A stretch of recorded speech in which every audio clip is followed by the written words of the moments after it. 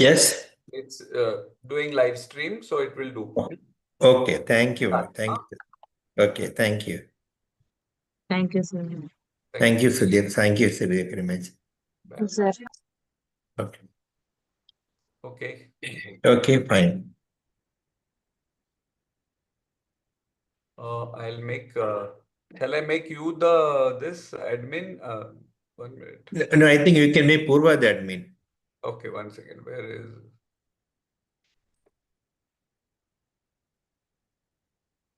I forgot. Purva, how do I make you the admin?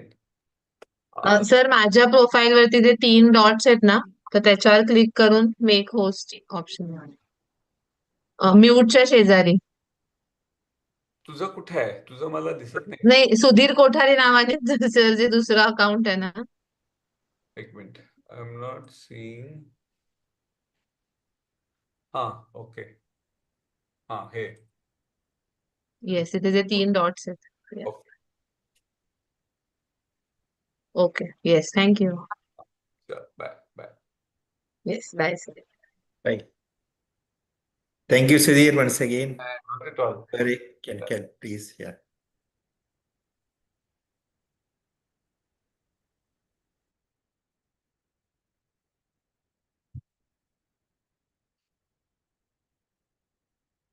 Purva, shall I start? Yes, sir. Yes, it's the Yeah. correct. We are on time. Yes, we can start. It's okay. Thank you. Thank you. Mm. We'll start. Okay, I'll share my screen.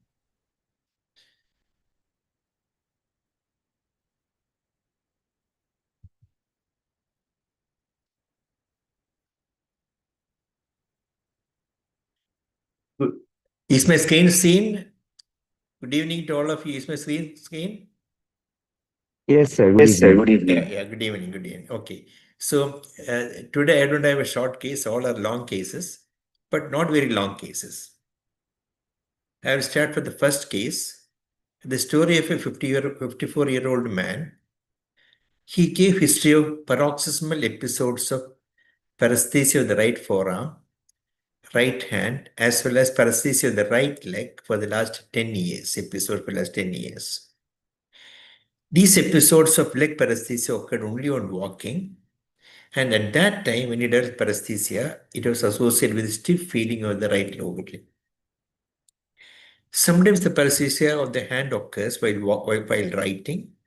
In that situation, his handwriting becomes worse when he develops paresthesia. At other times, his handwriting is okay. The paresthesia occurs while wearing the shirt. He finds it difficult to button the shirt. At other times, it is no problem.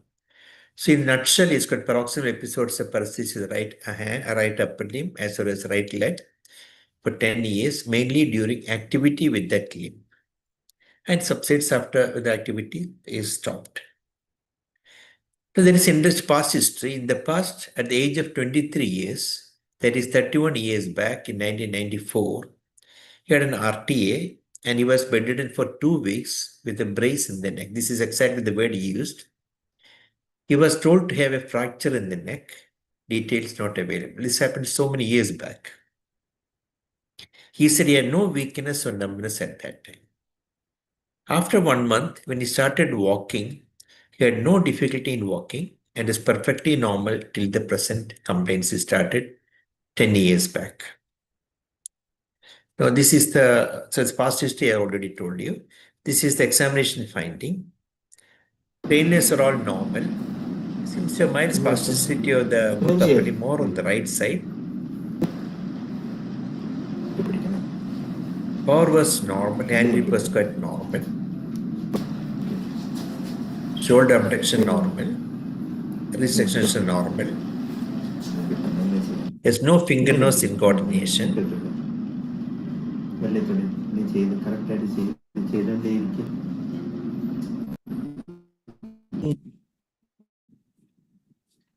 On keeping his hand up outstretched, he does pronator sign on the right side, as well as the finger abductions. You see the right little finger moving out from the other fingers, and the whole upper limb drops down gradually. It goes down, apart from the abnormal posturing of the little middle two fingers. Dexterity is okay without much any problem. Rapid movements also normal. On keeping his hand up also, see the finger abduction sign goes outward and upper limb gradually drops down. Lower limb separates spastic bilaterally. Power, however, was normal.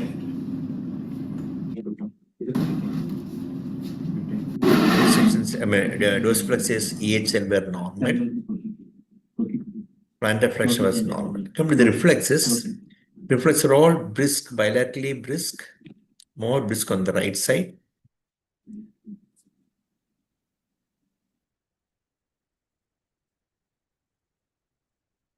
Finger flex was also brisk bilaterally.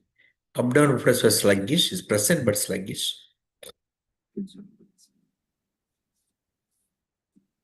Both knee jerks were brisk, while ankle jerks are normally elicited, not brisk. Plantar was upgoing bilateral. Coming to sensory system, touch sensation is appreciated all throughout the body without any normally appreciated.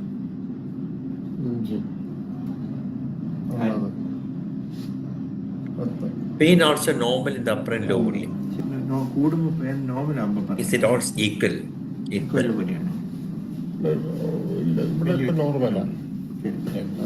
No, vibration is not able to feel in the upper limb at all.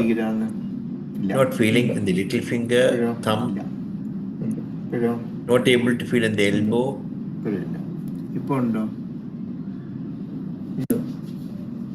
Not able in the left also. Is it vibration? Is able to feel the touch but not the vibration. Even the clavicle is not able to feel. He said no. Not able to feel the vibration. Lower limb also is not able to feel the vibration. Entire length of the clavicle he did not feel. The sternum also he was not able to feel. Joint sense is impaired in both upper and lower limb. He made mistakes.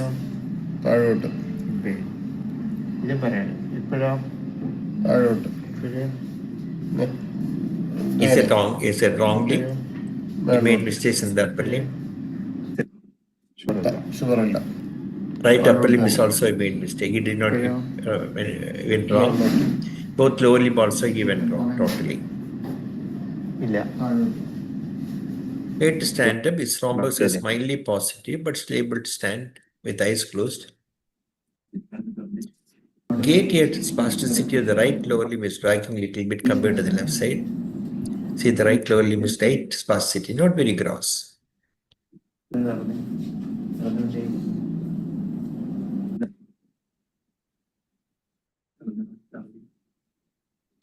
Tandem walking was mildly defective.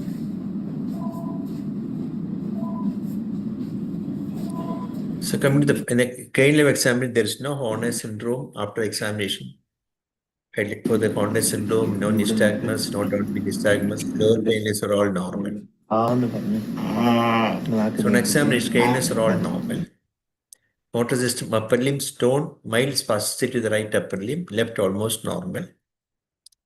On keeping his hands outstretched, he develops pronator sign and finger abduction sign. Moreover, his right upper limb drops down with abnormal posturing of the right wrist and fingers. Power is normal. Lower limb spasticity of both the lower limb, power normal. DTR all brisk except the angle jets which are normal. Abdominal reflex sluggish, plantar subgoing. Sensory system, touch pain normal in both upper and lower limbs. Vibration JP is impaired in both upper and lower limb, including both shoulders and clavicle. Rhombus mildly positive. Gait mild dragging with the right lower limb. Tandem walking defective. So, where is your localization?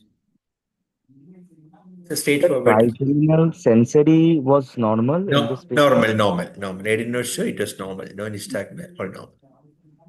Sir, considering from the history that there are right-sided predominant symptoms, mainly sensory-like symptoms, with Correct. absence of cranial nerve sensory or motor symptoms, so there might be, and with from the examination showing predominantly posterior column-like or the medial lemniscal involvement, and episodic nature of the symptoms which got worsened after one RTA.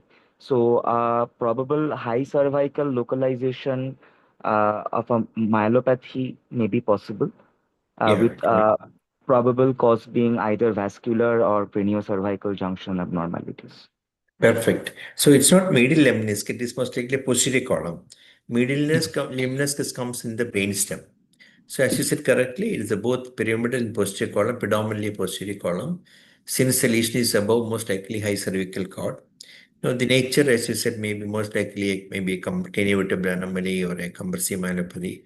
Or because of the paroxysmal nature, one has to keep the possibility of a AVM or a dual fist also has to be kept in mind because it's always on action. When he Yes, walks about ideology, so that also you have to keep in mind because some street phenomena occurring on based on the demand of the structure. Perfectly right. So what investigation you want? so MRI of the cervical spine with screening of the CV junction. Okay. So in fact, this has happened. In fact, the accident happened there 25 years back. This problem started about 10 years back. So he brought two MRIs, one taken, this is one taken in 2017.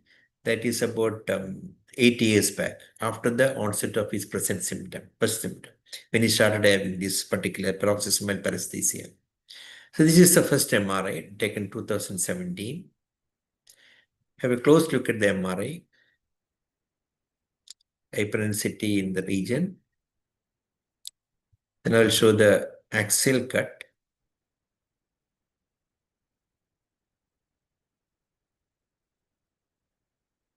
Then a second MRI was taken in 2024. That is last year, 1 year back. This is MRI taken 1 year back. He had hyperintensity there as well as some disc between C3 and C4.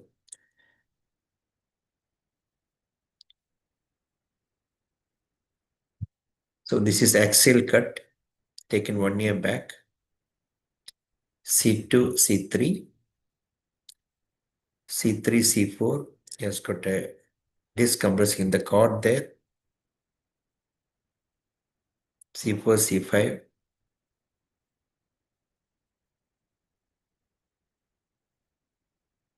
Then C5, C6, that's quite okay.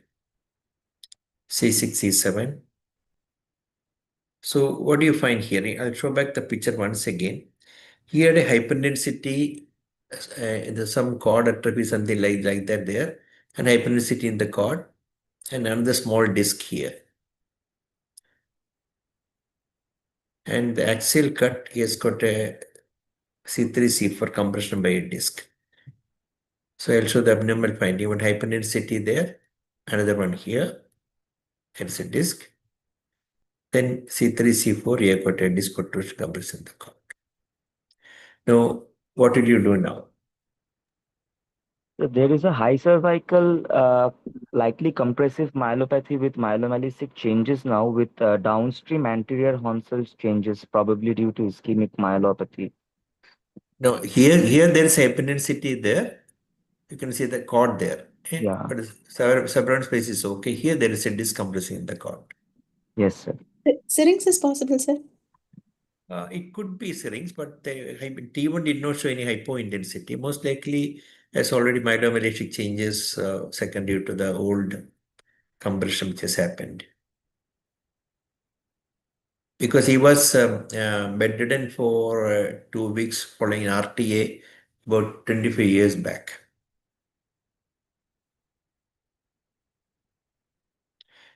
Any bladder symptoms, sir? No bladder symptoms. In fact, his complete only paroxysmal. In examination only we found this spasticity, being plantar and all. Yeah, dynamic study, action extension. Okay, very good. Right, dynamic study has to be done. Correct. So what we repeated the MRI. This was taken previously. So when he came to repeat the MRI here to find out a little more clearly. So this is the hyperintensity which you can see here. You can see the C34 mild hyperintensity within the cord.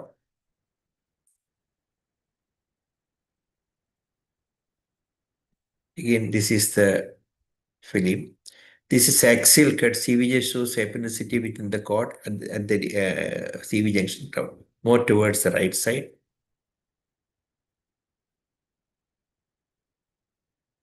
With some cord atrophy there. Over down it is normal. At the C3-4 also you can find there's a discompressing it with compression of the cord.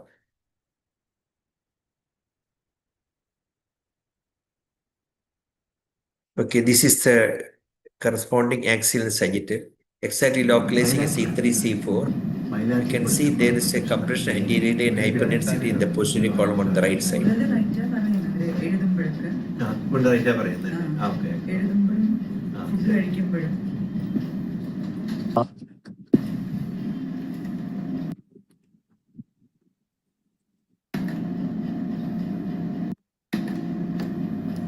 I think I should have just 1 minute.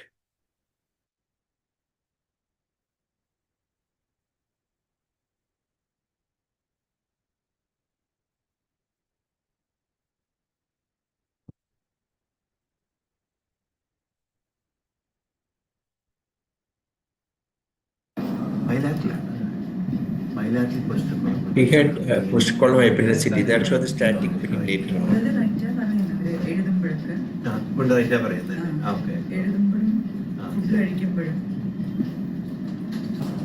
That it is compressing that area.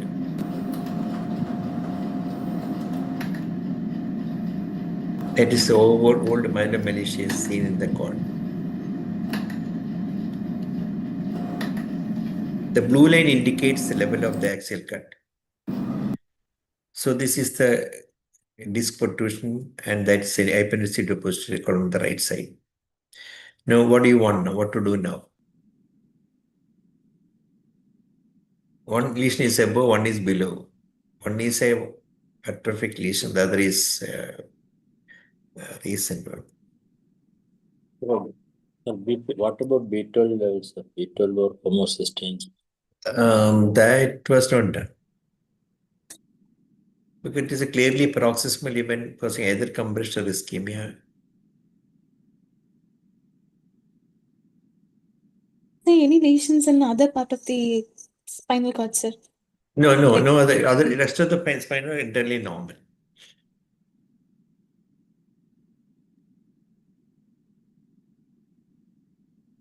The contrast films were taken for this patient. No, contrast was not taken. Because we find the compression there, C3, C4, and also another hyperintensity in the upper part. So, what to do now? It has been there for 10 years, so gradually progress. In fact, the episodes became much more worse recently. Sir, posterior to the dense process, we see a large hypointensity. So, can a CT scan of the CV junction help? Because there might be a bony protrusion which is Yeah, causing dynamic. that is normally seen. There is a ligamentous structures from the atlas going posteriorly. That is normally hyperintensity is seen. It's like a capped dense in CKD patients like we find. Yeah, okay. Crown dense syndrome. Okay. Yes, sir. Yes. But there will be a little more hypo, like a bony density. Okay, CT can be done, but more importantly, what somebody suggested flexion extension that should be done. No, we want to know whether this is causing compression or not. Pardon? Okay, I didn't hear you. Please repeat. Okay, so this is the thing on bit. So we want to know whether that is causing the problem. Yeah, One doubt. please. Yeah, please. Sir, if the patient has a compression anteriorly and his posterior column gets compressed, the posterior column has a T2 flare hyperintensity, sir. That is because of the anterior disc compression or calcified OPLL like picture, which causes Yes. compression. That Yeah, is if possible. there is, yeah, possible. See, what you find, even if the canal diameter is small, you can find lesion either in the femoral tract or the posterior column.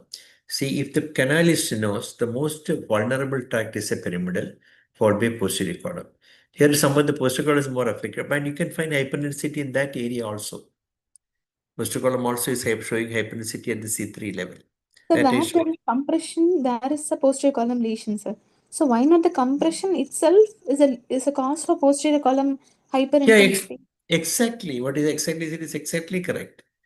The column itself is responsible for the hyperintensity in the cord. Correct. Okay, so then it is a compressive myelopathy. Then Yeah, the it's reason for compressive. this, yes, sir. It's a compressive myelopathy. The Yes, question sir. now is whether to operate or not, what to do next. Is the compression significant enough to warrant surgery or not? All these symptoms may be a peripherally induced movement disorder like a pseudoathetosis or a Yeah, that's the agreed. Yeah, that's Yes, sir. perfectly right. Yeah, last time also I showed pseudo secondary to posterior column. Yes, Because sir. that's very well due to the posterior column involved. Yes, sir. If you operate this, might the symptoms recover, sir? Yeah, may improve. Yeah, at least we can prevent further progression. Yes, sir. Okay, Was my a question. canal diameter at the C4 level, sir? Yeah, what you yourself suggested, no, where you have to flexion extension. Yes, sir. Yeah, that's the most important thing you have to do. In flexion, cervical spine was taken, first of all. This is the cervical spine. One is extension, the other is flexion. This is left hand is flexion, the other is extension. So what next do you want?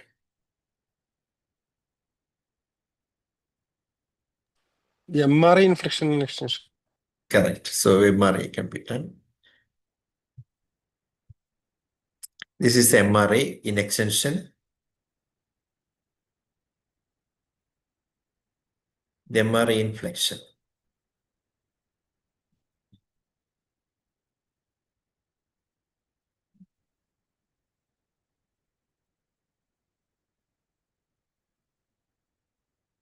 The extension and flexion.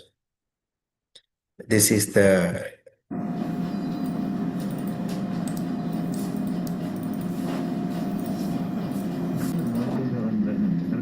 compression സ്ഥലത്ത് തന്നെയാണ് okay ശരി okay extension definitely widen flexion എടുക്കുമ്പോൾ ഇത് widen interval is widen.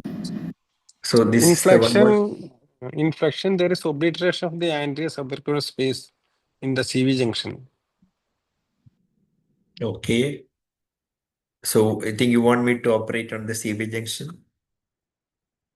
So actually, the C3, C4 compression is worse on the extension, sir. Flexion, there is no much compression, Correct. sir. The extension And is worse. the extension also, there not much of a compression in the mild compression is there, hyperintensity is there. Here I do say this correctly, but it's not accurate. More on extension flexion is no change. There are multiple levels of compression, sir, but high level C1 foramen magnum that definitely needs surgery. Right. Now, as the previous doctor has told, now if you look very carefully, what you have to look for, not only the canal diameter behind the dens, and also the odontoid atlantic distance. That is the anterior arch of atlas to the odontoid. So during flexion and extension, that is can be easily missed unless you measure. I will show the picture later on.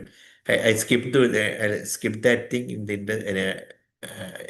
see, look at the X-ray now. This is the line which is going like that.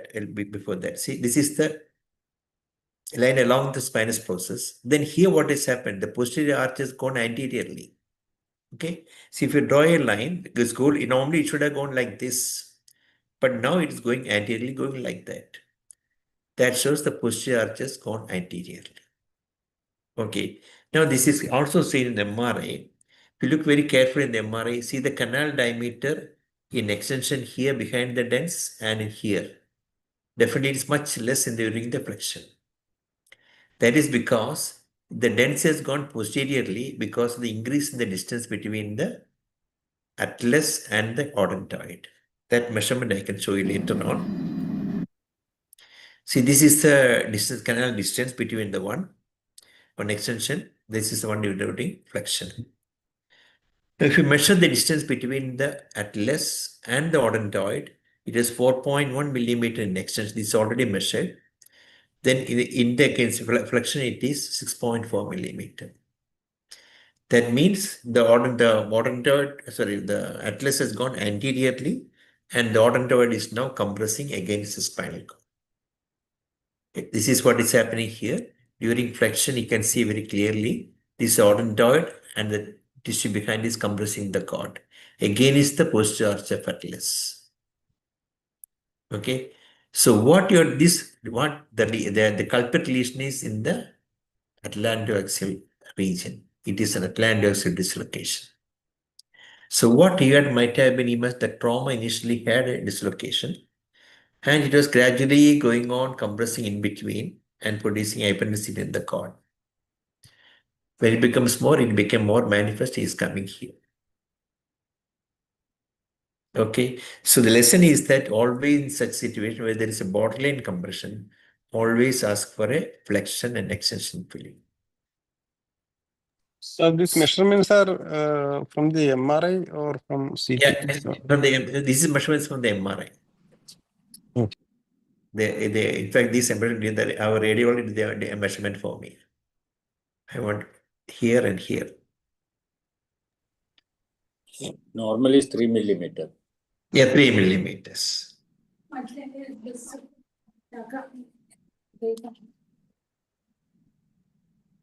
Sir, will Okay. a CT scan of the CV junction help find out the etiology of the atlantoaxial dislocation? Yeah, definitely. It will help. Definitely help. It was not done. Once we know the diagnosis, it's not done. It can help. Now, my question is, we found two lesions there. One is the C1 region, where there is a atlantoaxial dislocation.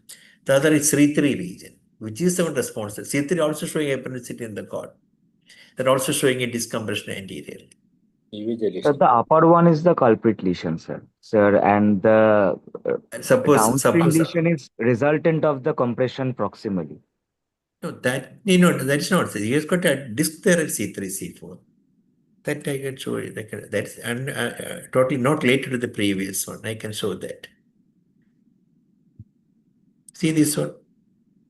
The one I can show, this one, I'll show you. See, here's a disc lesion there. Cord is compressed, and you can see the hyperintensity in the cord at C3. And you can see the pinched cord at C3, C4.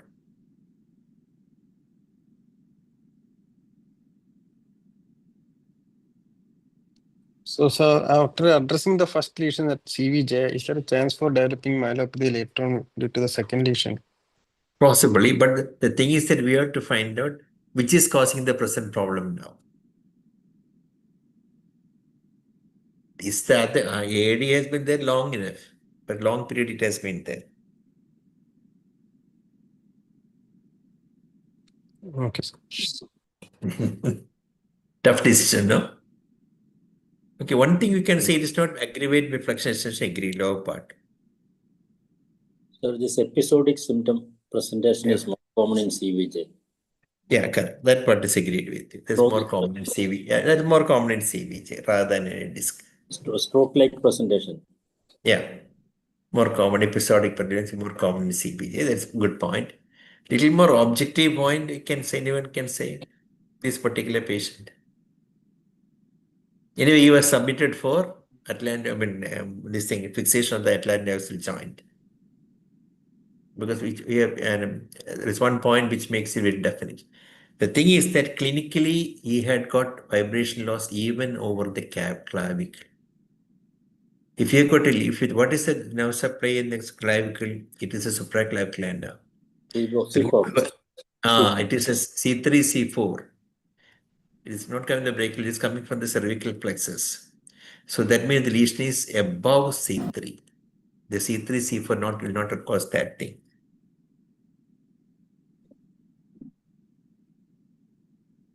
Over the clavicle too, separated with C3. That is so sensory loss is up to that level.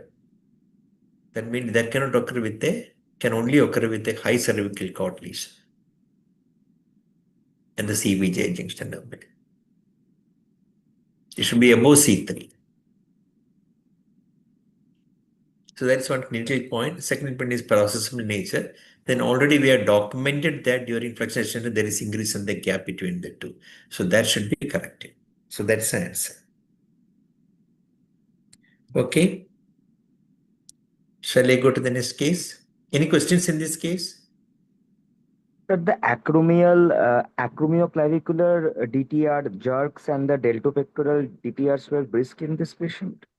No, that was not done because in fact, I never believed that reflexes. Many a time it will not be get even in pyramidal lesion. So that cannot rely on that thing.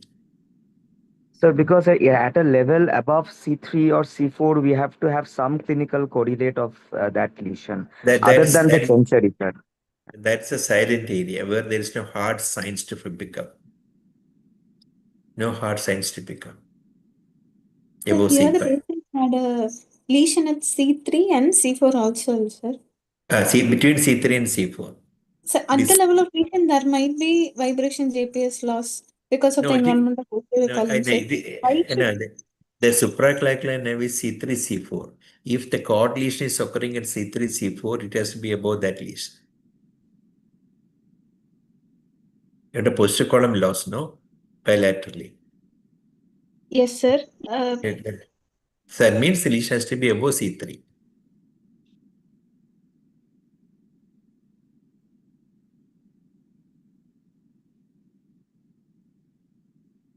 I didn't get the point, sir.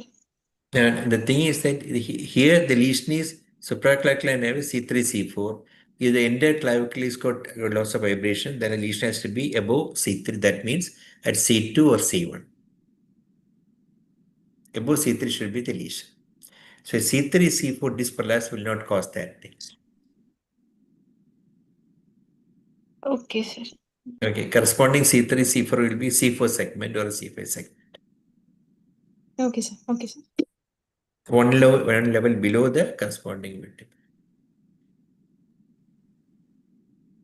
Okay, sir. Okay. Sir, one doubt. Yeah. So what is the explanation for the finger abduction in the case of finger escape sign in myelopathy? We do not know.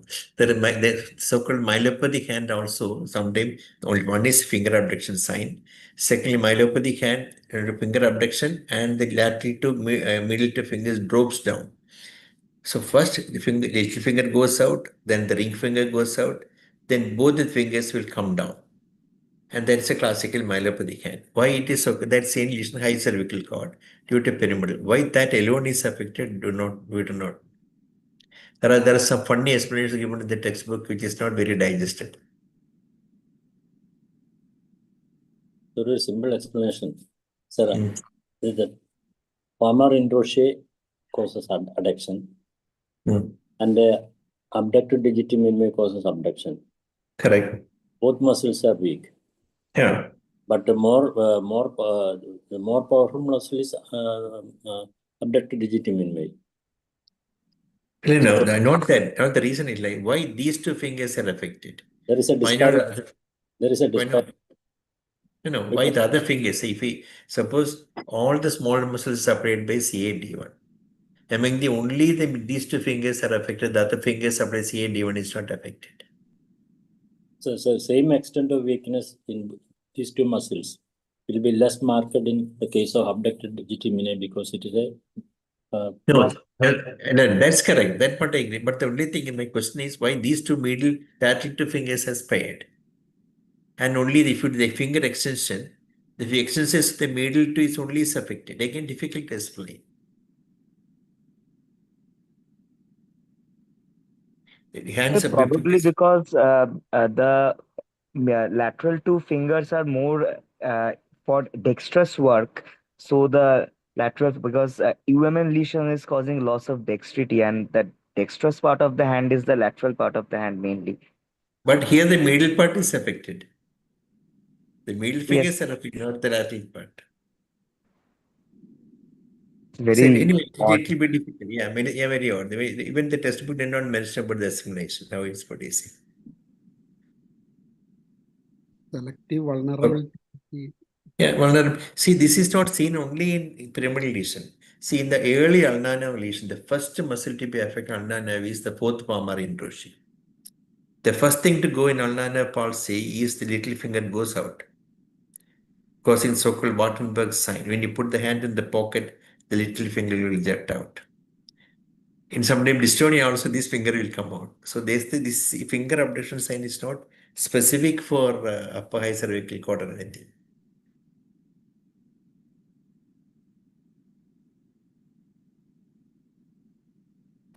Okay, anyway, we do not know, frankly, what is explanation. Okay, Shall we go to the next case? Yes, sir. This is a story of a 70-year-old man. It's a progressive walking difficulty, which he says it was due to imbalance. I say, why it's a walking difficulty is imbalance. This complaint had increased for the last 6 months. The total duration is 1 year. No complaints related to upper limbs to cranial nerves. No bladder problems. This is the way he walked. Walk with a slow gait.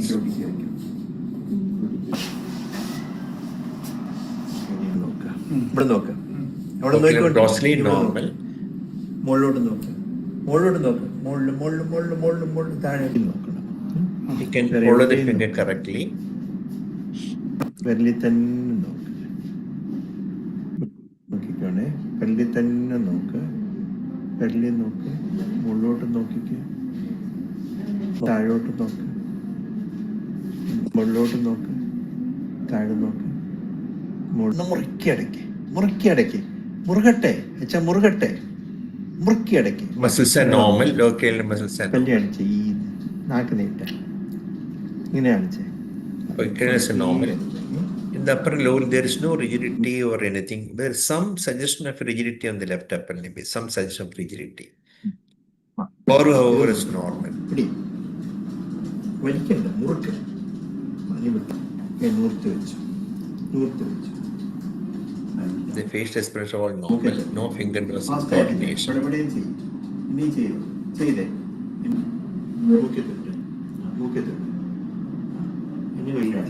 Rapid alternating movement. In between it became less, again he catched up again on the left side, on finger tapping. It is because now, but again asked to do repeatedly again, he is able to do it again. So questionable akinesia. Lower limb tone is normal, power normal.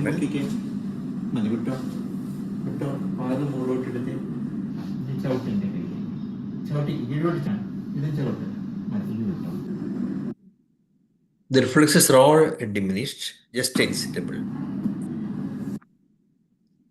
All sluggish except triangle which is absent.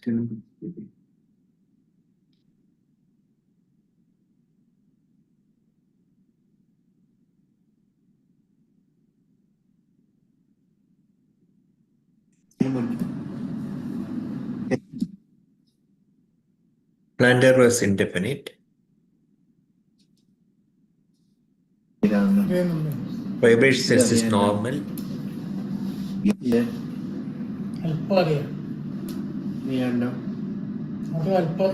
It's going to decrease the vibration that go over the feet. It's sensory was inconsistent. He says sometimes down, sometimes up. Some people are like that. You cannot believe them. His joints is a totally utter confusion. But he sees a difficulty in getting up from the bed. In rhombus, however, was negative.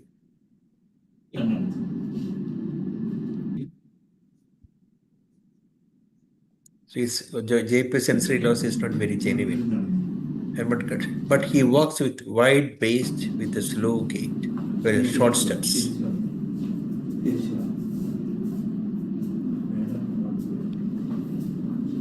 This is the way he walked.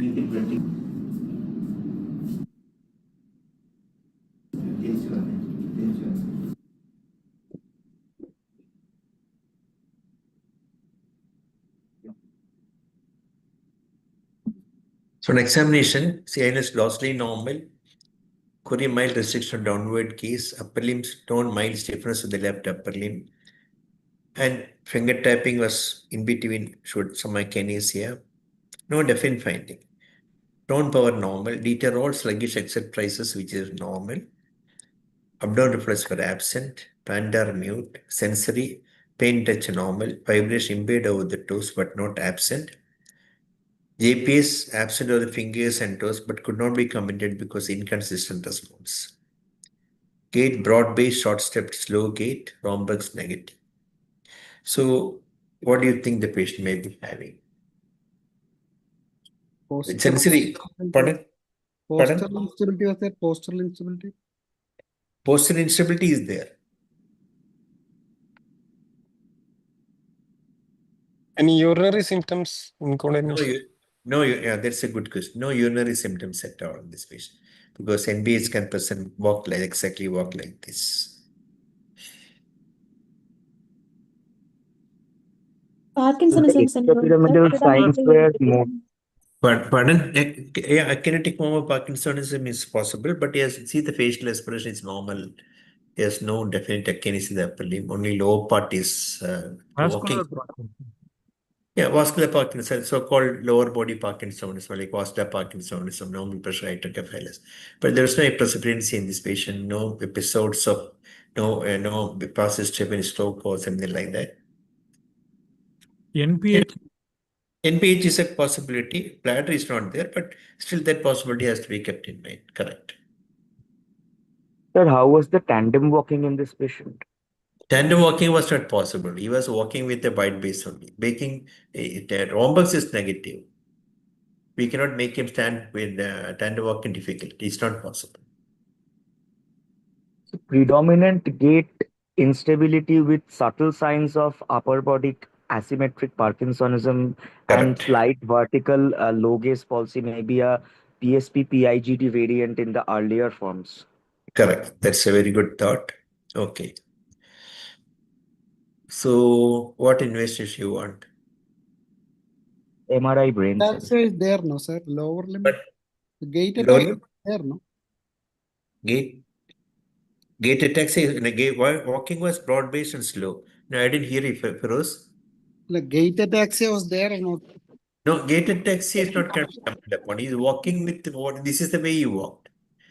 There is no incoordination in the upper limb. Is there any cerebellar signs or not? No cerebellar involvement. No, sir. No nystagmus, no finger nose incoordination. Only gait is the one which you saw the gait. Sir, head thrust. Head thrust, I did not do.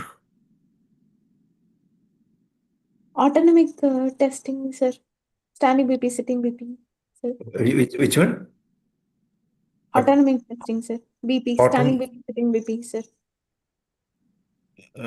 Tandem rhombus sign. He cannot keep the hand, even if the ordinary rhombus also is difficult. He's keeping it with wide open. When you keep the feet closed, he will tend to fall.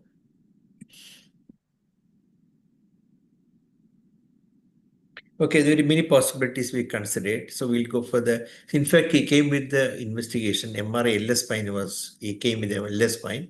If that is normal. So what else you need? MRI brain.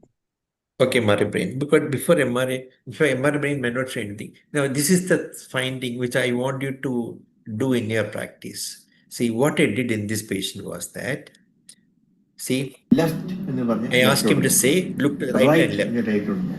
Up to മുകളിലോട്ട് നോക്കണം തല മാറ്റരുത് left See, right കണ്ണ് left right up down up down left right see this difference തന്നെ നോക്കുക now, ഇവിടെ നോക്കുക അവിടെ നോക്കിക്കോ what did you observe? See, I did not give an object to look. So the non-visually guided saccades are more involved than the visually guided saccades.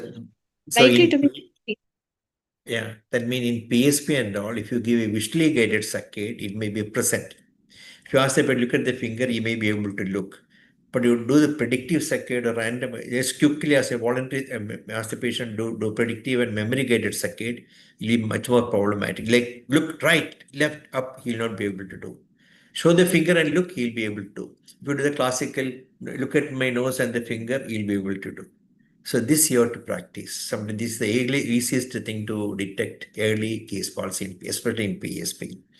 So this patient again, then they started doing the conventional this thing. Right, up, He's trying to down, move the head. That's his up, eyebrows are going down, down. left, Instead, the head is right. moving, not the See this eyes. difference.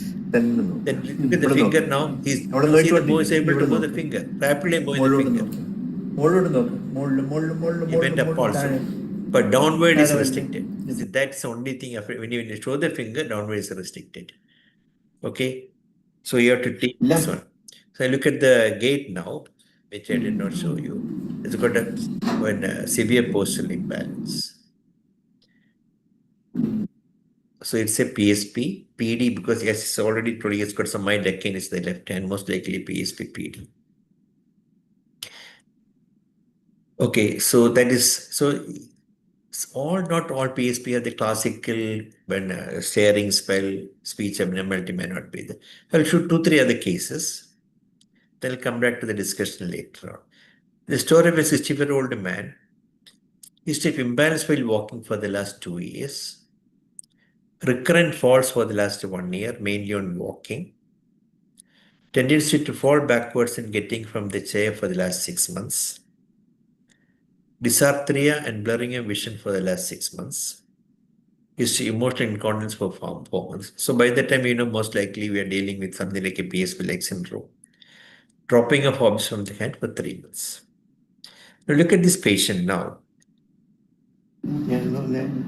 എവിടെ വീടച്ചൻ്റെ See, he's got forehead keeps wrinkled all the time. No staring eyes. Eyes always also contracted. ഇപ്പൊ പണിക്ക് പോകുന്നില്ലേ? He has got slurring of speech. ഈ പെട്ടെന്ന് ചിരിച്ചു കരഞ്ഞെന്ന് പറഞ്ഞില്ലേ? അത് എത്ര നാളായിട്ടുണ്ട് അച്ഛനെ? 3 വർഷമായി. തിരുവനന്തപുരം എന്നൊന്ന് പറഞ്ഞു വെച്ചാ He has got a slurring of speech. താമസിക്കുന്നതെന്ന് പറഞ്ഞു. ഞാൻ താമസിക്കുന്നു. He has got a gaze palsy, supranuclear gaze palsy. താഴെ നോക്കിക്കേ. Downward is restricted. ഇടത്തോട്ട് നോക്കി. Left is restricted. വലത്തോട്ട്. ഞാൻ പറയുമ്പോൾ ലെഫ്റ്റ് എന്ന് പറഞ്ഞാൽ ലെഫ്റ്റോട്ട് നോക്ക്. വലത്ത് മുകളില് താഴെ. Eyes are frozen. എന്റെ വിരലിൽ തന്നെ നോക്ക്. But ocular filing is intact. മോട്ടാക്കിക്ക. മുകളിലോട്ട് നോക്ക്. ശരി മതി. മുറുകട്ടെ മുറുക്കി പിടിച്ചേ മതി. പല്ലിയാണ് ചേച്ച ഈ നെറ്റ് ചൊളിച്ചേ മുകളിൽ. Facial elevation to the right side probably because the dystonia is. ആന്ന് പറ. Localness and normal. നാക്ക് നീട്ടിക്കേ. നാക്ക് അങ്ങോട്ടോട്ട് തള്ളിക്ക്. ഇടത്തോട്ടും വലത്തോട്ട് സ്പീഡ് ചെയ്തേ. ഞാൻ കാണിക്കുന്ന പോലെ. That is slow. Tongue movements are slow.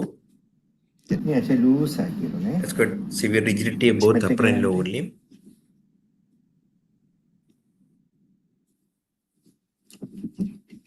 Not on the left side. More prominent on the left side. Power, however, normal. And you had fingernails in coordination bilaterally more on the left side. Coordination is there. Correct വിരലിൽ തൊട്ട് മൂക്കെ തൊട്ട് ഇനി തൊട്ട് Is in coordination. വിരലിൽ തൊട്ട് മൂക്കെ തൊട്ടേച്ചാ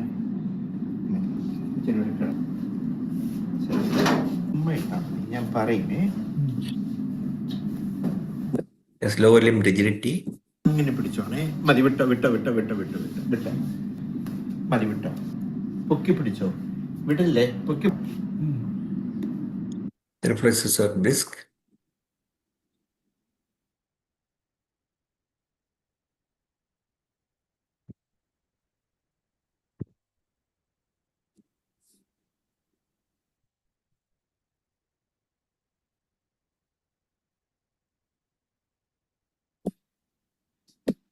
Angioker absent.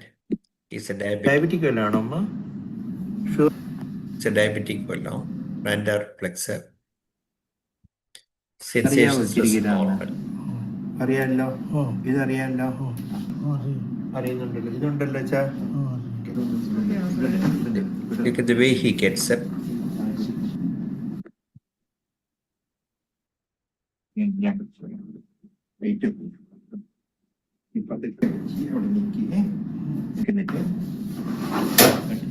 He walks with a wide base ataxia gait. Ataxia is more prominent than. It's also got tendency to fall backward, but he cannot walk without 2% support. Saying the lateral saying is also very prominent.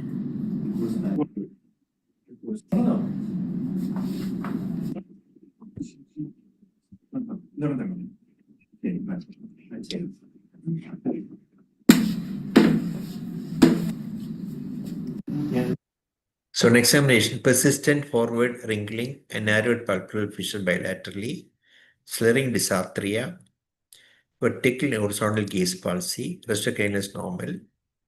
Upper limb shown bilateral coagulate rigidity to the upper limb left more than the right. Power normal, mild akinesia of the left hand, lower limb tone increased bilaterally, power normal. DTR all normal except both angle checks. Plantar flexor bilaterally, sensory normal, cerebellar signs, fingernails incoordination left more than the right. Great broad-based ataxic gait. So what is he having now? This is the classical Steele-Richardson having all the components of the PSP. But cerebellar signs? The cerebellar signs can be found in broad-based gait in Steele-Richardson with the speech abnormality and the ocular abnormality. No, classical Steele-Richardson cerebellar signs are not there. Sir, what is about the blood pressure in standing and supine position? That is normal. Blood pressure is normal, no postural hypotension. Your thought is very good, got MSAC, but in MSA, the consider MSA is got a supranuclear palsy is there. Total is private. And he has got a blepharospasm, eyelid wrinkling, they're all focal dystonia seen in PSP. So this is basically PSP with C.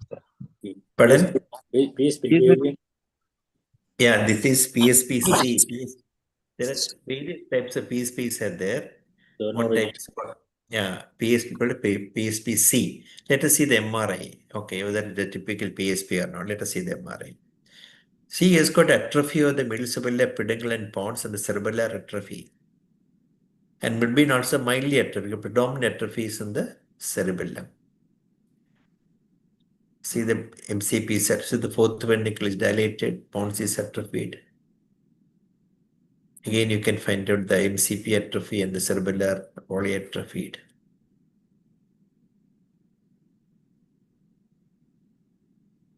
And midbrain is slight, not very gross atrophy. Mild atrophy, the midbrain is also there. So what is he having? Phenotype, predominantly PSP, but MRI showing cerebellar atrophy and some cerebellar signs. This is PSP-C or PSP cerebellar.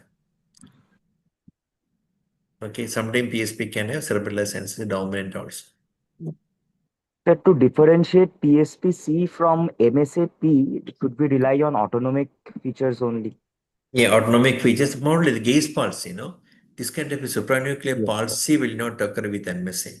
MSA can produce some slowing of the circuits can occur, psychotic initiation can be abnormal. But what you call paradoxical, this eye movement also can occur, but not gaze palsy like this. Total gaze palsy like this. Typical faults. Yeah, typical supranuclear palsy. Okay, now this is the flare again showing something like a morning glory sign. Atrophy of the vision. So both features of cerebellar atrophy as well as midbrain atrophy is there.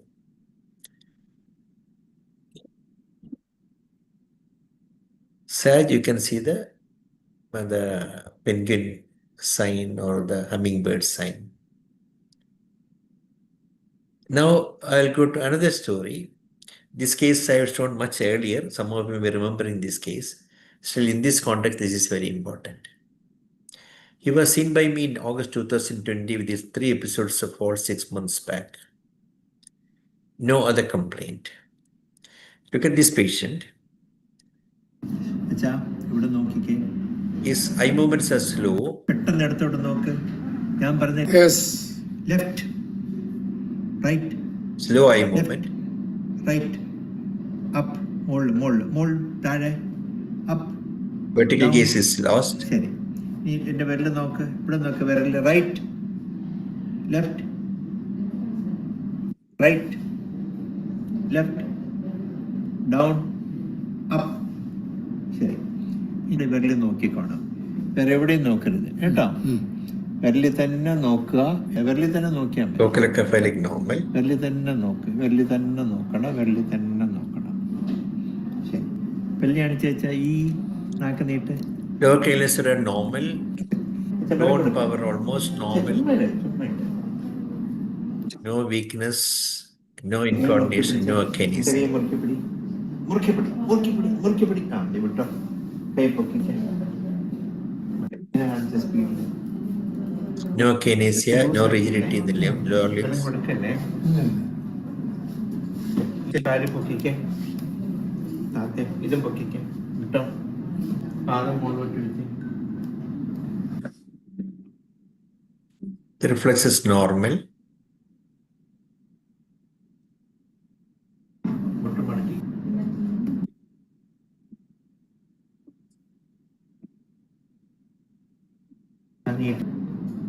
Plantar downgoing. Sensation is normal. അറിയാം, ഇപ്പോഴുണ്ടോ? See the way he walks. അച്ഛൻ നടന്നേ, വാ സ്പീഡിൽ വാ. He walks normally, സ്പീഡിൽ തിരിച്ചെടുത്ത് just like any other person is walking. No problem at all. പെട്ടെന്ന് തിരിഞ്ഞു വാ, പെട്ടെന്ന് തിരിഞ്ഞു വാ. You can turn around, walk ഇവിടെ തിരിഞ്ഞു normally. വന്നേ. ശരി, മതി മതി. And pull test is negative. Ready? Go. ശരി, മതി. So what is he having now? ESP-OM, sir. Correct. So PSP-OM. This called this is another type of PSP called PSP-OM, where they confined to the ocular muscles only. Now the point is that I'll tell you the another part of the follow-up of this patient. Right.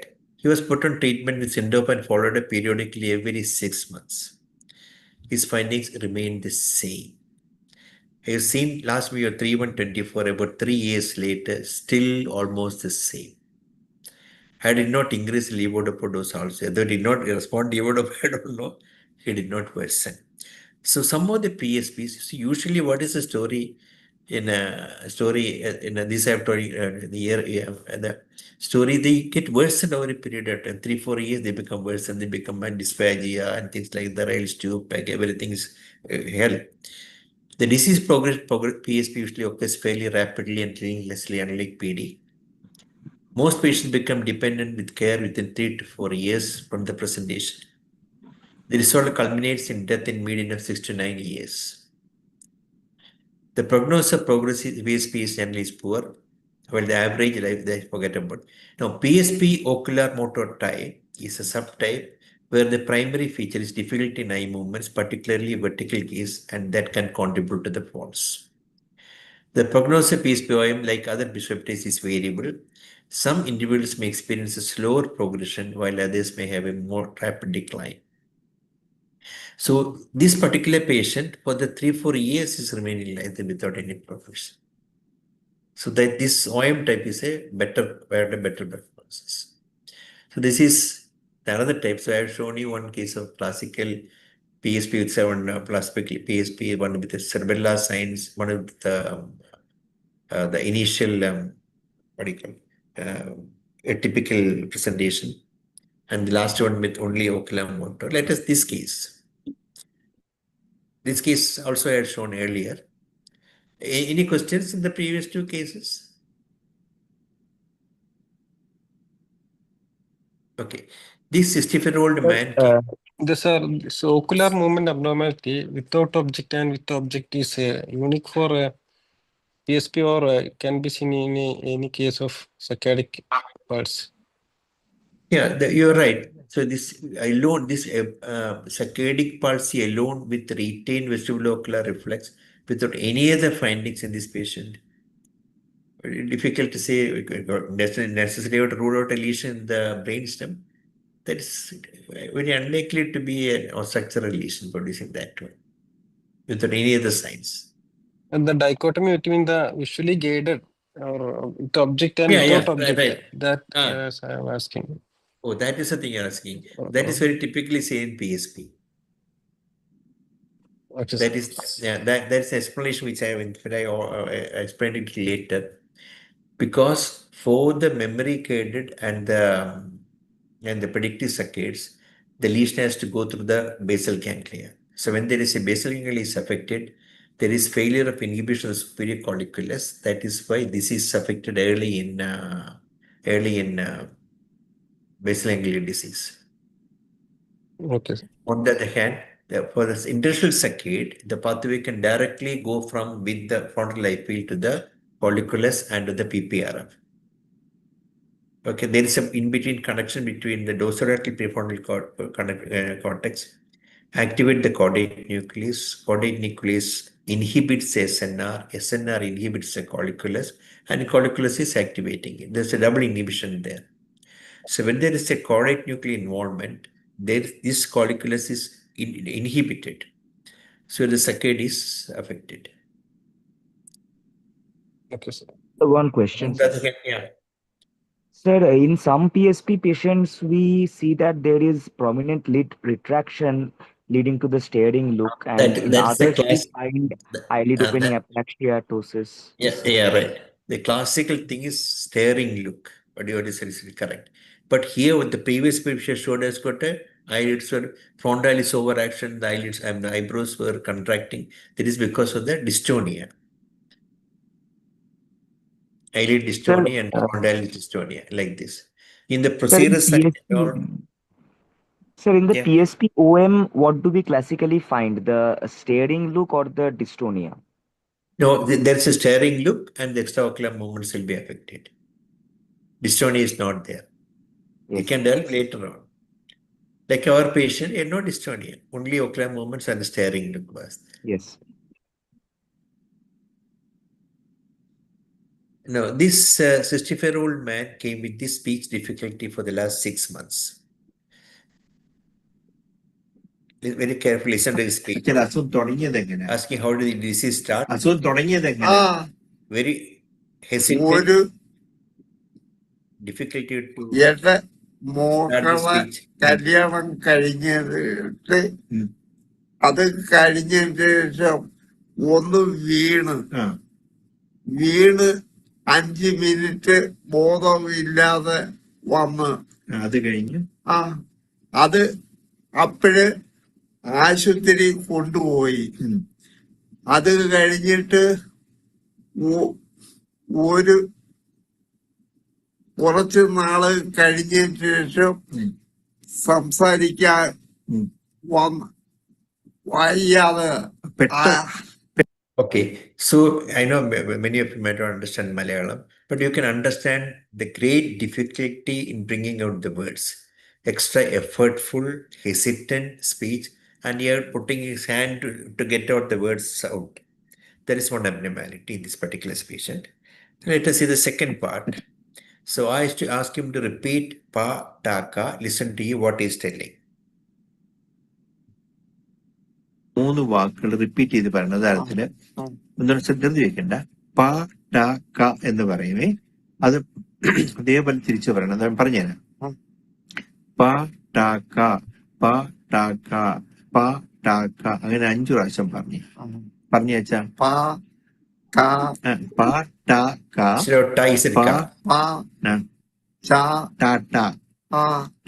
ക, അല്ല പറഞ്ഞ ധൃതിയില്ല. പ പറഞ്ഞ പ ഇനി ട ച അല്ല ട, കോട്ടയത്തിന്റെ ട എന്ന് പറഞ്ഞ് ട എന്ന് പറഞ്ഞ് കോട്ടയത്തിന്റെ ട എന്ന് പറഞ്ഞ് ട എന്ന് പറഞ്ഞ് ഇനി പാട്ടാക്ക എന്ന് പറഞ്ഞ് കോട്ടയം എന്ന് പറഞ്ഞ് കോട്ടയം. 3 വാക്കുകൾ repeat. Now, what did you observe in him? See, initially he said, the key thing is that pa he said correctly, ka he said pataka, ta he initially said cha, then he said some other word. So the same consonant he is pronouncing in a different way and different times. But at the same time, when the ta came in the word Kottayam, he said correctly. Okay. And this is typical, this is not a dysarthria at all. In dysarthria, the abnormality will be consistent for that particular syllable. Here, one consonant or syllable is presented or spoken in different way at different times. Okay. So, what is this abnormality? Where is you find this one? You said correct. This is typically apraxia speech. So, this apraxia. So, the same consonant is pronounced different ways at different times. But start hesitation, which you already observed, unable to pronounce correctly the polysyllabic word. If you give them pa pa pa, they will say pa pa pa. But if polysyllabic word, they'll become problematic. Inconsistent pronunciation of the same consonant. And this is a few words about apraxia speech. Consonants are frequently substituted rather than distorted as in dysarthria. Is more apparent in the production of polysyllabic words and often results in multiple erroneous productions of the word when attempting to repeatedly say the same word. Errors are inconsistent from one attempt to next, in contrast to the consistent distortion of the phonemes in dysarthria. The patient has usually most difficulty with the first phoneme of the polysyllabic utterances. The patient may make an error in attempting to produce a word at one trial, different error at the next time, and a normal utterance in the third time. So it can be simply defined as a patient who knows what he or what she wants to say, how it should sound, he knows that's his correct again, yet he cannot articulate properly. This is a disorder of programming of articulation sequence of phonemes that is very especially concerned, that is why it's called apraxia of speech. Okay, I think these are 4 cardinal features.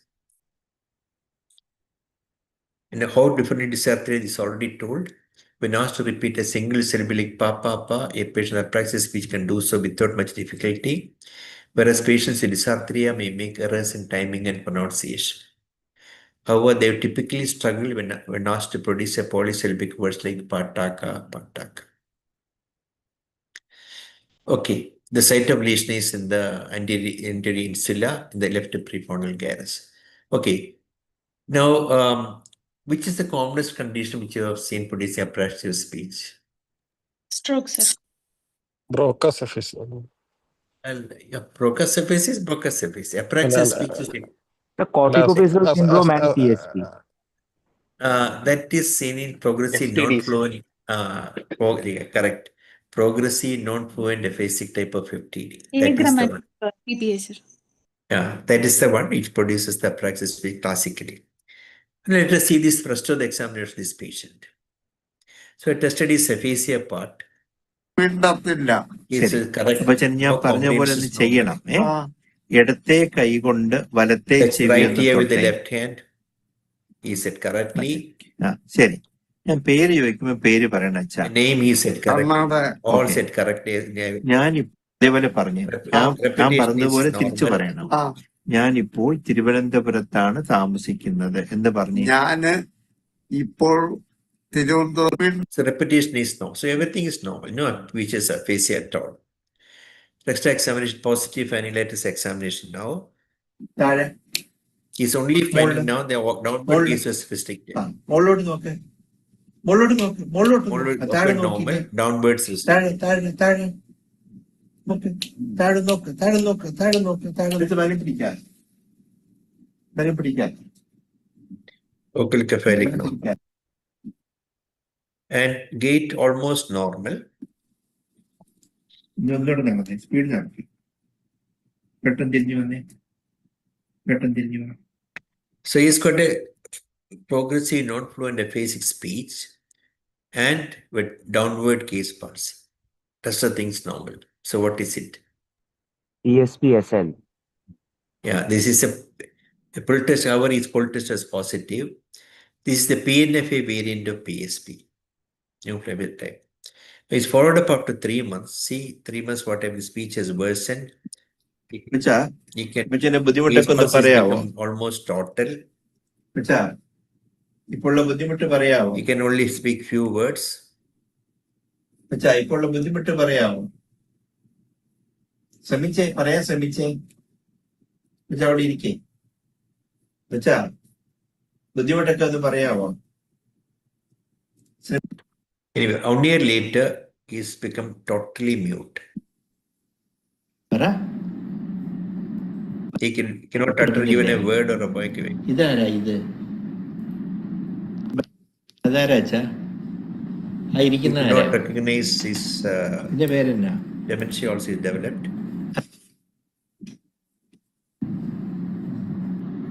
താഴെ നോക്കിക്കേ. Total gaze മുകളിൽ palsy. നോക്ക്. താഴെ നോക്ക്. നാക്ക് നീട്ടിക്കേ. ആ നാക്ക് നീട്ട്. ആ We can totally mute and partial dysphagia and total gaze palsy. So that's the story of a PNFA variant of PSP. Now let us, this man, story of a 7-year-old man, progressive dysarthria for 1 year, his difficulty in fluids for 6 months, nasal irritation while taking food for 3 months. No other complaint, mainly dysarthria and dysphagia. This case also I have shown before. Only look at his speech. ഒരു വർഷമായി. Look at പേര് this പറഞ്ഞില്ല. പേരെന്നാലും പറഞ്ഞു. ശരി, ഞാൻ പറഞ്ഞതുപോലെ അച്ഛൻ ചെയ്യണം കേട്ടോ. ഇവിടെ നോക്കിക്കേ. His ocular movements were normal. മുകളില് താഴെ താഴെ കണ്ണ് മുറുക്കി അടക്കി അച്ഛാ. മുറുക്കി എന്റെ പല്ല് കാണിച്ചേ. ഈ ആന്ന് പറഞ്ഞേ. ആ നാക്ക് നീട്ടിക്കേ. He's got a spastic tongue. അങ്ങോട്ടോട്ടും തള്ളിക്കേ. ഇടത്തോട്ടും വലത്തോട്ടും തള്ളിക്കേ. സ്പീഡ് ചെയ്തേ. സ്പീഡിലല്ല. മതി വിട്ടോ. Power normal.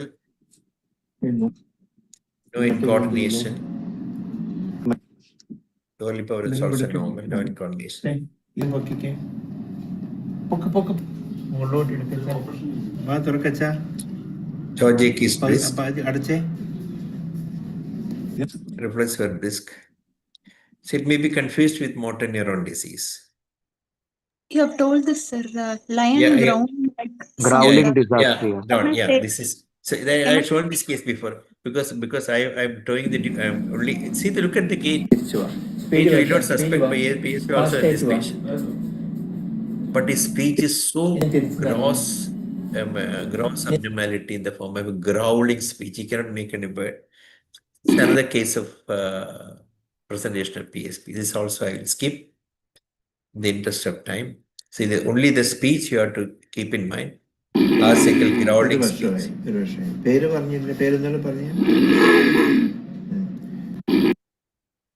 So this is another way of presentation of PSP.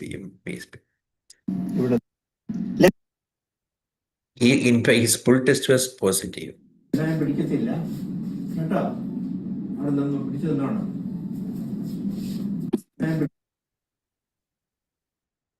Okay. Then last case. She Sir, came to, what is this variant called? no, Any critical name? no name for it. No, I was showing how a PSP can befool you. The first patient came with only walking difficulty and attacks and nothing in the cranial nerves. Only ask the patient to the second you can pick it up. The other one came with only ocular abnormality, nothing else. The other second one came with cerebellar signs dominantly. Third one came with the speech dominantly. So these are the various types of person, and the other one came with a speech problem to start with. Sir, the growling and the stridor, how do you distinguish these things? No, stridor is during the inspiratory sound occurring during taking breath. This is not like that. During speech, the sound like a lion's growling sound of a lion. Sir, actually, the patient, when he was taking respiration, the speech No was problem. getting... No problem in taking inspiration, no problem. There is no problem in the problem of vocal cord at all. What was the MRI findings in that growling patient, sir? PSP, was assessed for PSP. In fact, I don't know whether I have shown the picture. This case I have shown earlier of a PSP patient. Initially I thought it would be motor neuron disease. I showed the EMG findings and all. EMG was normal. If I discussed case earlier, some of you may be remembering that. Sir, can you again hear the sound, sir? Can we hear? Yeah, please. I can show that. His ocular movements I will show once again. Just like the previous one. Left, right, left, The hesitancy right, include rapid movement. up, Up is restricted. down, See, up, down, up, down. sorry. ഒരു വർഷമായി. പേര് പറഞ്ഞില്ല, പേരെന്താണ് പറഞ്ഞ? La, you're selling. That is, keep that mind. ഒരു വർഷമായി. പേര് പറഞ്ഞില്ല, പേരെന്താണ് പറഞ്ഞ?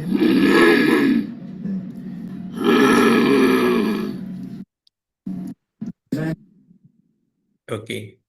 This is another interesting case. She came to me 3 years back with history of vertigo, and in fact, I was consulting Indian people for Indian surgeon for vertigo. But his complaint is colorectal and fall. That is his complaint.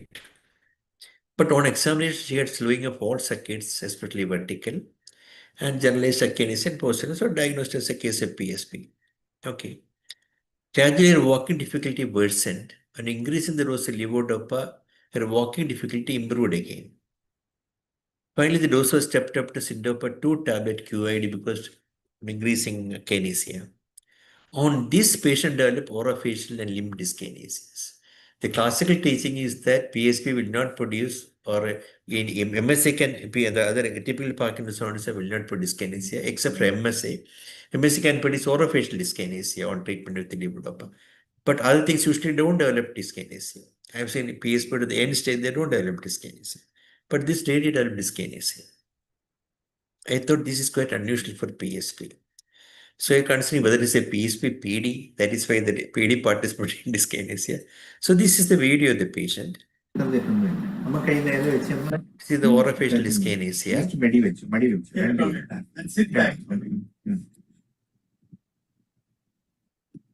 And the limb dyskinesia. Her limbs are always dyskinetic.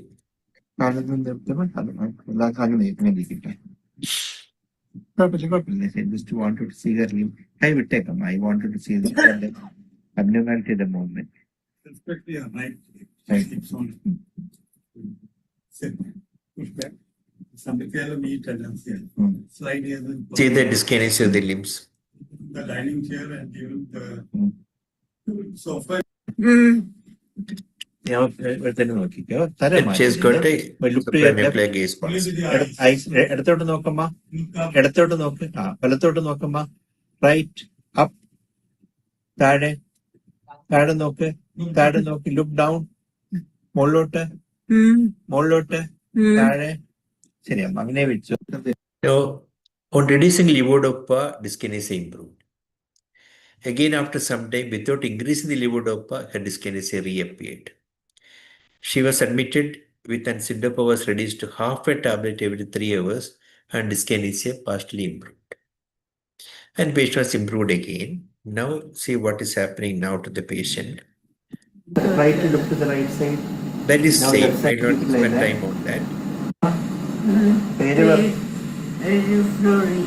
But ഞാൻ features become തിരുവനന്തപുരത്ത് worse. And she had developed cerebellar signs. That's what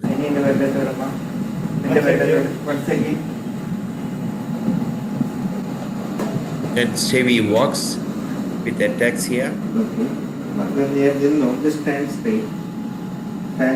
അടുത്ത് നിന്നോ. മതി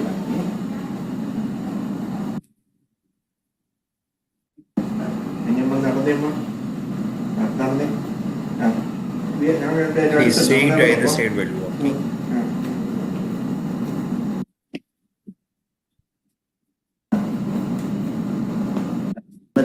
തിരിഞ്ഞ്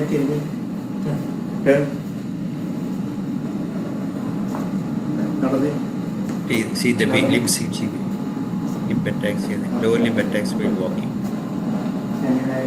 നടന്നേമ്മ, തിരിച്ചു വന്നേമ്മ, തിരിച്ചു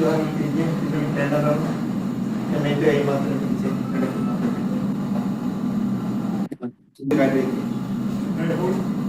He said, This time, a neural examination revealed incoordination of both upper limbs and gait ataxia, which was not there before. So, what do you think the patient is having? Typically, PSP-like phenotype, then dyskinesia on levodopa, and subsequently, patient developed cerebellar signs. PSPC. Yeah, it's a PSPC itself. But again, dyskinesia, why should they develop? I don't know. Now, let's see. This is PSC cerebellar. That's what I thought. Initially presenting primarily as typically PSP, then developing cerebellar. It was not there before.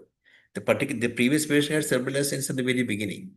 This lady I've been following up for years. She did not have any cerebellar sense in its onset. So I was wondering, is it a case of MSA or not? Or a PSP cerebellar? But MSA, how can put in such a gaze palsy? Again, is odd point, just like we discussed before. Now, what do you expect the MRI to be in this patient? Can you make a guess? Like PSP. Cerebellar atrophy and PSP features. Yeah, but actually it was mimicking very much like MSA.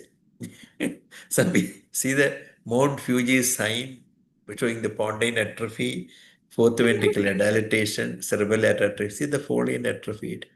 So-called so hot cross bun, something like hot cross bun sign. Midbrain also is atrophied. Agreed with you. Midbrain is also atrophied. Hummingbird sign is there. But the pontine atrophy is much more than the midbrain atrophy. Look at the midbrain and cerebellar atrophy. Sorry, pontine and midbrain atrophy much more than the midbrain atrophy. So is it MSSC? Picture is more like a MSSC, but clinically is more like a PSP to start with. So it's up to decide which is the one. So I brought the case. It's not all cases straightforward. So all classical teaching, the except pseudo PD plus will not put in dyskinesia, then it's not correct. The PSP patients can have pictures, something mimicking in it. Both are different things. One is synucleopathy, the other is this thing, tauopathy. But clinically, they are overlap. How to explain, I don't know. Okay, that's the end of the story. So, any questions? So, my idea was to bring all the different types of presentation to PSP. That's the idea. Secondly, always look for the predictive and memory guided circuits rather than showing the finger and ask them to move. Otherwise, you'll miss the circadic abnormality. Okay. Sir, late no onset autonomic. spinocerebellar ataxias, can they present like this, ocular findings before the No, cerebellar spines? no, it will not, because spinocerebellar ataxia, the thing should be ataxia is the first one. Probably, except for example, Mercado Joseph, some of them can present with pyramidal and cerebellar, pyramidal and extrapersonal to begin with. But usually the cerebellar will be the dominant. This lady no cerebellar sense initially. Even Okay. years later only she developed it.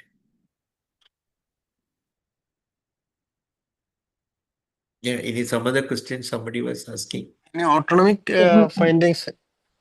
Then I do not remember whether I looked for that in this patient. The patient was seen long back. Okay, sir. Okay, sir. I do not remember. She did not any complaints of so far. She did not complain in postural giddiness. Yes.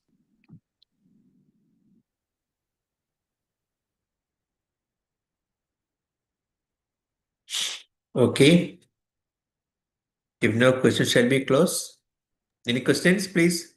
Sir, in the PSP OM variant case, Yeah. you said the patient presented with multiple episodes of falls. Yeah, he So had what was falls. Yeah. No, the explanation given by the falls is not because of he did not have any postural imbalance. This is because the downward the vertical gaze palsy, somebody may not, when he climbing down, he may not be able to look down. So the eyes will remain stuck, and that may be the reason for the fall. Okay, That is okay, what thank you, is sir. that is given in the literature. That is what is given in the literature also. They can have fall initially because of the ocular movement abnormality.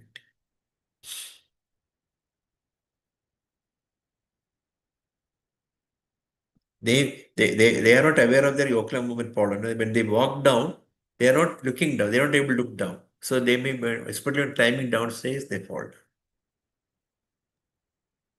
Thank you, sir. But Thank this PSP PD is like PSPP only, no? Same thing only, no? Same thing. PSPP and PSPD are one and the same. There is no overlap with Parkinson disease, no? It is like a Parkinson presentation, no? No, it is a PSP presenting with the features of Parkinson's. They present asymmetrical rigidity, asymmetric kinesia, good response to levodopa, longer duration of survival compared to classical PSP. So it is a mixture between the PD and PSP. Oh, so they respond to drugs. They respond very well to levodopa, unlike PSP. PSP also do respond to a little bit, about 20 to 30% response, but PSP PD respond remarkably well. No, if you in your practice, you must have observed that some of the patients who initially diagnosed as PD, typical PD, okay, you are responding very well. Years later, in follow-up, you find the ocular movement abnormality appearing. I have seen 2-3 patients like that. Not only 4-5 patients I have seen. Initially, typical PD, on follow-up, even classical saccaded palsy appearing. I have not know how to explain that. That's initially it did Sir, not in happen. PSP, Pardon? Pardon?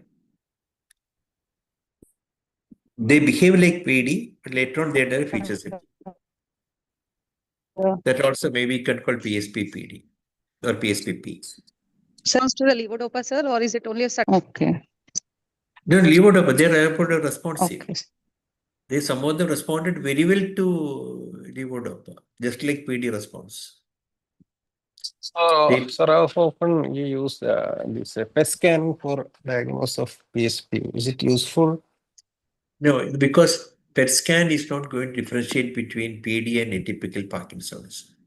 It is useful on 2-3 conditions. It can useful diagnose DLBD, where you can find the cortical hypermetabolism along the thing. Second, drug-induced Parkinson's. If you got that, you can differentiate from PET scan. Otherwise, why we are wasting money for differentiating PD with PSP PD variants or a typical PD. Both will show a decreased uptake. Drug-induced Parkinsonism, yes. Other degenerative dementia like DLBD, where Parkinsonism and dementia occurs, yes.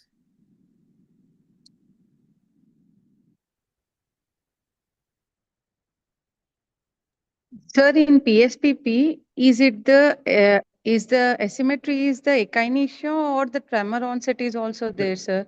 Like Tremor only onset, they got tremor onset, they got akinesia, rigidity, everything can be asymmetrically present. They start with, then they develop supranuclear palsy. Or some of them have they come with something like a Parkinsonism. An examination, even in the first instance itself, you'll find the saccadic movement abnormality. But in CBS, we also find asymmetric involvement initially. Yeah. But the cognitive features are much faster to appear than in PSPP, I guess. No, cognitive impairment is much more common in PSP rather than MSA. MSA cognitive impairment late. Sir, I'm talking about CBS, sir. CBS, there are highly varied types of CBS is there. You can have a CBS with posterior PCA type, posterior cortical entropy CBS. They can have PSP type of a CBS. They can have frontotemporal type of CBS. So it depends upon the type. The CBS is actually a broad term. The variation can overlap between frontotemporal dementia, overlap with Alzheimer's disease, overlap with fairly asymmetrical primary progressive apraxia, can overlap with speech abnormality, primary progressive. All can have overlap with the CBS syndrome. Sir, in PSPP that we are having asymmetric onset of akinesia, rigidity, or tremor with some ocular abnormalities or cognitive impairment, and again we are having a patient of CBS with the same asymmetric onset dystonia myoclonus. So, sir, Your point is well taken. But these persons present the classical Parkinsonian like tremor, unilateral rigidity. Usually the CBS, classical cortical basal ganglia degeneration patients, they have got a dystonia and tremor. Tremor dystonia is the one dominant one in this patient. And they do not respond to treatment. I don't think CBS patient will not respond to treatment. I have not seen anyone responding to levodopa and CBS. So But these then there patients, also PET scan may help us because in CBS we may get some asymmetric involvement, yeah, where in PS we will not. asymmetric involvement can occur in almost all the things. They can be asymmetric. PD, PSP, all can put is asymmetric involvement PET scan wise. Clinically, asymmetry is more common with the CBS and Parkinson disease. And PSP PD also. Thank you, sir. Sir, in a progressed case of PSP PD, would DBS be useful? No, I not much idea about it. No, usually in any atypical Parkinsonism, they don't do DBS. In PSP PD, your question is very pertinent question. I do not know. I cannot answer that. Very pertinent question. PSPPD is a tauopathy or a synucleinopathy, sir? Any idea? I also don't know much about PSP PD type. It responds very well, na, initially? Or? They respond, and no doubt about it. Unlike other PD, they respond very well. Not as much as what you get in classical PD, but they respond. CBS, what is the progression? Some patients do not progress. Again, highly variable, but most of them, they progress slowly and they can be disabled. Nothing can be done. Some of them remain like that without much progress, and some of them develop other features also. Sir, in case of early PSPs, like if they present within 6 months or so, if there are no RBDs or anything, do we need to do in all patients Igilon 5 or early cases, or only if RBD present or any other features of chorea, then only we'll do Igilon, sir? Yeah, in fact, it's a little difficult to answer. See, if you start doing in Iglon 5, then you have to do almost all cases of phase, you have to do that. So if there is some atypicalities, like rapid progression, or some other features, some like as you said, sleep disturbances or insomnia or nocturnal parasomnia, scoria, or some atypical features like laryngeal stridor, sleep apnea. Those things is present, you justified into Iglon 5 or mychemic phenomenon or sleep enacting behaviors, so-called finalistic syndromes. They enact during the daytime activity, they act during sleep.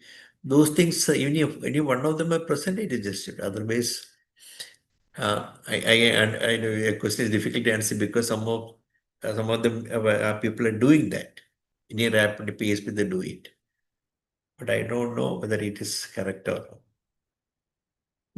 Rapidly progressive short duration. And whole body PET? Yeah. Yeah, for paraneoplastic syndrome.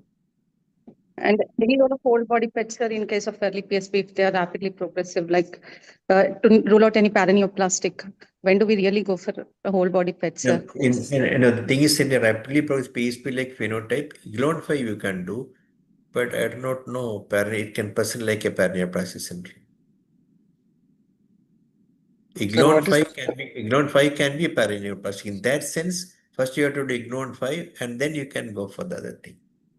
Usually Iglon 5 also, paraneoplastic syndrome is very rare. It's something like a degenerative disease. What is the name of that sleep enacting behavior? Anorido. Also. What is the name? The one is finalistic movement. Finalistic movement means they act during the whatever, suppose a school teacher, they will act like taking class, like drawing like that. Yes, sir. That is, then the other term which is given, there's a syndrome. It's called, I'll tell you. I'm not getting the word just now. Where again they act during sleep. The daytime activity they do during sleep. That's called agrip. This is called agrypnia. What agrypnia? What? Something like some more excitator. Agrypnia excitator. I myself told this before. I'm forgetting, becoming old.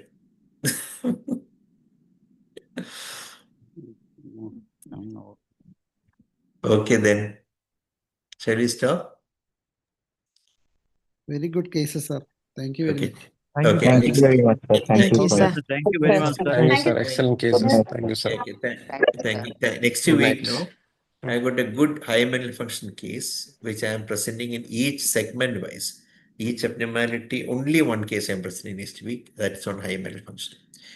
Very good findings are there. I'll be explaining each finding and then showing the explanation of different DD, etc. Okay, then good night. See you next Nice, sir. week. Thank you. Thank you, sir. Thank you. Bye. Okay, bye.